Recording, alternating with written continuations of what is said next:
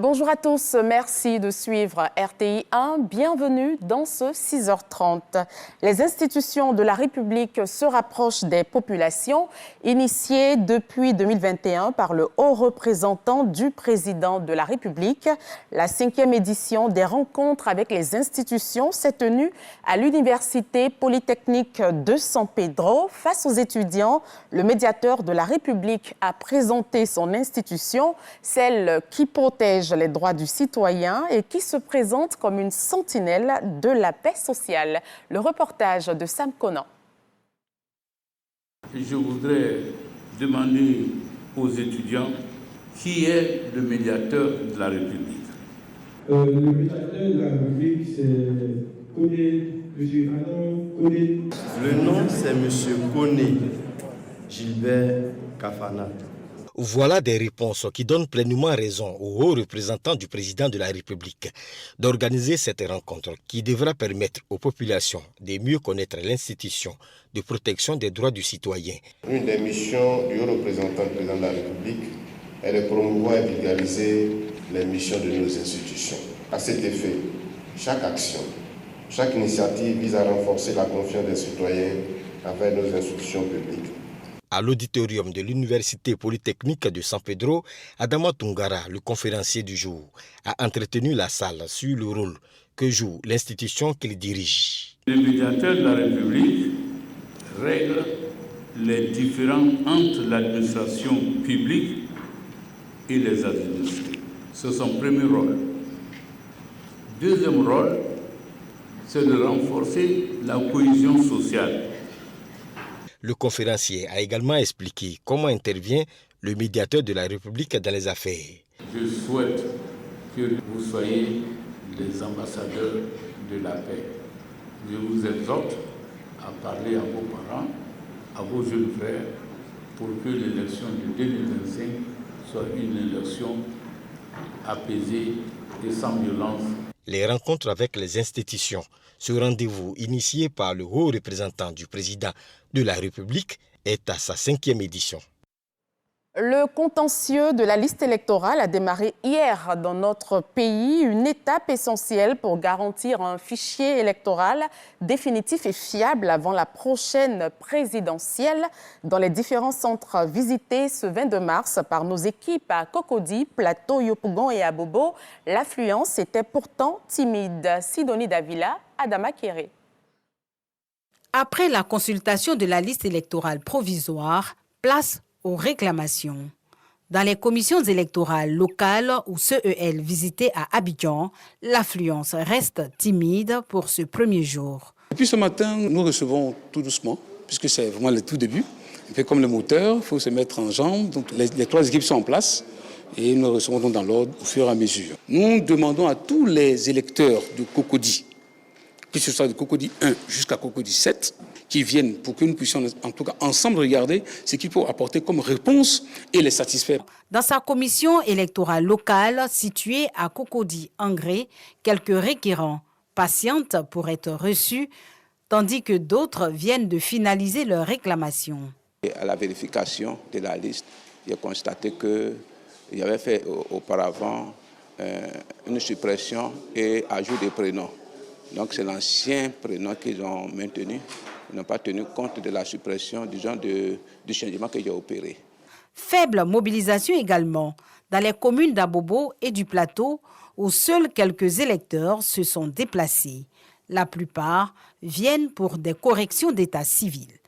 Donc l'erreur se trouve sur mon prénom, Christopher. Au lieu de Christopher, ça a été marqué Christo. Donc je suis là pour rectifier cela. Si cela n'est pas rectifié, la personne qui est inscrite là-bas, ce n'est pas moi. On est venu accompagner nos petits frères pour faire des réclamations. Pour lui, ça portait sur le nom de son papa et pour lui, sur le nom de sa maman. J'ai mon nom qui a été erroné. Donc ça fait la 2e fois maintenant que je fais la réclamation maintenant. Il n'y a pas eu trop d'explications par rapport à ma réclamation et puis ça a été vite traité aussi. À Yopougon, la situation est bien différente. Au moment de notre passage, aucun électeur présent dans la CEL pour une réclamation. Le requérant, non, quand il vient, nous, au regard des dossiers, on fait des propositions. a tel envoyé, fait une réclamation, son nom c'est Yao, on a écrit Ya. Voici son extrait de naissance. Donc au regard de ça, on propose que ce soit réécrit Yao. La phase du contentieux de la liste électorale, débutée ce samedi 22 mars, se poursuit jusqu'au 5 avril prochain. Une période déterminante où les électeurs peuvent contester leur radiation ou signaler des erreurs administratives. Le bien-être des populations reste une préoccupation majeure pour le gouvernement ivoirien.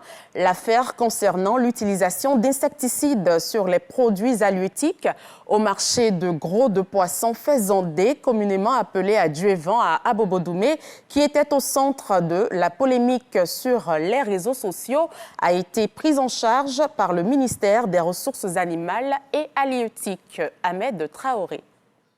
Dans la fumée, parfois sous une chaleur de plomb, les fumeuses de poissons d'Abobo-Doumé, village situé dans la commune d'Atekoubé, passent leur journée à la recherche de quoi nourrir leur famille. Cela fait maintenant 8 ans que Véronique Allo fume les poissons dans ce village et arrive tant bien que mal à subvenir aux besoins de ses 6 enfants. De l'aube au crépuscule, elle tient sur ses jambes pour satisfaire sa clientèle. Et parfois, quand la moisson est fructueuse, elle reste sur son lieu de travail jusqu'au petit matin. À Abobo-Doumé, elle confectionne également le poisson communément appelé adjovan et n'hésite pas à nous expliquer le processus. Adjovan, quand on prend le poisson directement du port, on nettoie. Quand on nettoie, on lave au moins 2 fois. Et puis on met dans les barriques. Et puis on met un peu de sel et puis on ferme. Après 3 jours, on renverse encore l'eau qui était sortie sur Adjovan, on enlève l'eau là et puis on remet encore dans la barrique avec du sel. Et puis après une semaine, 10 jours, c'est fini. On peut aller ça sur le marché. Pourtant, une rumeur fait croire que le poisson adjovan est confectionné avec des insecticides. D'où notre visite sur le terrain avec le directeur des services vétérinaires. Une rumeur, en tout cas un message circule sur les réseaux sociaux que les dames d'ici utiliseraient du thymore pour asperger le poisson adjovan avant de le mettre sur le marché. Ce qui présage quand même d'un produit dangereux. Une information battue en brèche par la présidente des fumeuses de poissons d'Abobo-Doumé. Il y a des gens de Vridiako qui viennent ici pour vendre. Il y a des gens de Sibissa qui viennent ici pour vendre. Mais sur le site d'Abobo-Doumé, je n'ai pas encore vu. Mais comme on parle de ça, je vais faire attention pour suivre ça de près si c'est vraiment ce qui se passe.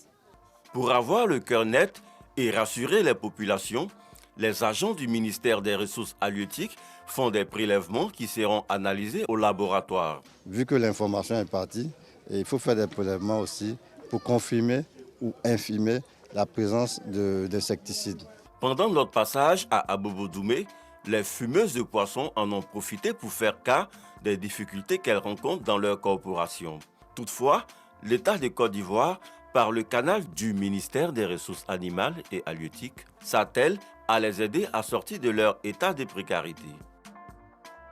L'ambassade du Japon octroie 99 millions de francs CFA à la Fondation Solidarité pour tous, fondation présidée par Solange Fatima Mabry, épouse du ministre Abdallah Albert Touakeus Mabry.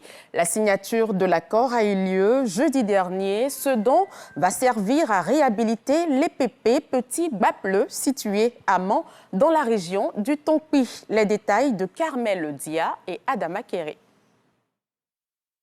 Tout commence par cette signature. Ce contrat de don entre l'ambassade du Japon en Côte d'Ivoire et la Fondation Solidarité pour tous va redonner du sourire aux élèves du groupe scolaire Petit Bapleux. Ce geste va servir à l'aménagement de cet établissement primaire situé à Mans dans le district des Montagnes. Le tout pour un montant d'environ 99 millions de francs CFA. Ce financement servira à la construction de 3 bâtiments, de 9 salles de classe, des cabines hygiéniques ainsi que 270 tables bancs. La coopération de toutes les parties concernées est particulièrement nécessaire pour que le projet puisse être lancé à mener à bien. Pour la présidente de la Fondation Solidarité pour tous, Solange Fatima Mabry, Cet appui constant du Japon marque l'excellence des relations qui existent entre les deux pays. Nous prenons l'engagement, en collaboration avec le COGES et l'ensemble de la communauté éducative de l'EPP Petit Bapleu, d'assurer une gestion efficace pour garder les infrastructures salubres, garantir la durabilité et la bonne gestion de celles-ci. Le représentant de la ministre de l'Éducation nationale, Mariatou Kone, salue l'acte posé par le Japon. Il y a un mois, j'étais dans cette même salle à l'occasion de la signature du contrat pour le projet d'aménagement du groupe scolaire Espérance de Boaké. Aujourd'hui encore, c'est au tour du groupe scolaire Petit Bapleu. Je ne peux qu'une fois encore exprimer la profonde gratitude de Madame le ministre pour l'ensemble de ses efforts substantiels en faveur du développement de l'institution scolaire en Côte d'Ivoire. La Fondation Solidarité pour tous existe depuis maintenant 10 ans. Elle intervient dans plusieurs domaines, notamment l'autonomisation de la femme, l'alphabétisation et la protection de la petite enfance. Nous sommes toujours dans le mois de mars et dans la continuité des célébrations du 8 mars, la direction régionale Abidjan du ministère de la Femme, de la Famille et de l'Enfant a réuni les femmes et les acteurs engagés pour les droits des femmes. L'édition 2025, placée sous le thème « Droits de la femme en Côte d'Ivoire », 30 ans après Beijing, a permis de faire le bilan des avancées et de noter également les défis qu'il faut encore relever en matière d'égalité et d'autonomisation. Amakadi Kone, Sidonie Davila. Les femmes à l'honneur dans la continuité du 8 mars. Comme chaque année, la direction régionale Abidjan du ministère de la Femme, de la Famille et de l'Enfant crée ce cadre de retrouvailles pour évoquer les avancées de la lutte pour les droits des femmes. C'est donc une journée pendant laquelle nous faisons donc un point de l'évolution des droits de la femme en Côte d'Ivoire. Nous avons égrené, n'est-ce pas, cette évolution, ce changement aujourd'hui avec tout ce que nous avons, les différentes lois qui ont été prises en faveur de la femme. En faveur de la femme, vous avez bien vu, et les réformes qui ont été faites effectivement pour que la femme se retrouve à la gendarmerie, pour qu'elle soit à l'école, à l'MPT, mais en même temps, se rendre compte qu'il y a des défis qui persistent et qu'il faut que nous trouvions des stratégies innovantes et inclusives pour qu'on puisse, n'est-ce pas, améliorer, n'est-ce pas, les conditions de la vie de la femme. L'édition 2025, placée sous le thème « Droits de la femme en Côte d'Ivoire, 30 ans après Beijing », invite à mesurer les progrès réalisés en matière d'égalité et d'autonomisation des femmes, mais aussi les défis qui sont encore à relever. Avant, les gens nous battaient, en tout cas, les gens nous humiliaient. Maintenant, là, on commence à s'améliorer un peu. Les hommes commencent à nous respecter un peu. C'est ce que nous voulons. Je voudrais faire connaître à tous que le préfet d'Abidjan déclare qu'il est un défenseur des femmes. Entre plaidoyer et festivités, cette journée rappelle que si des avancées ont été faites, la route vers une égalité réelle reste encore longue. Dans l'actualité hors de chez nous, au Burkina Faso, de nouvelles vidéos présentées comme des massacres de civils par des supplétifs de l'armée tournent partout sur les réseaux sociaux. Le gouvernement parle de manipulation et dénonce une vaste campagne politico-médiatique de diabolisation et de dénigrement du pays. Et puis au Soudan, au lendemain de la reprise du palais présidentiel de Khartoum, l'armée a poursuivi ses progrès dans la capitale samedi.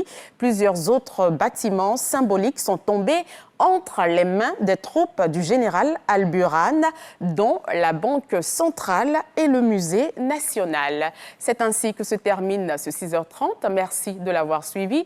Je vous souhaite un agréable dimanche. Restons toujours prudents sur les routes.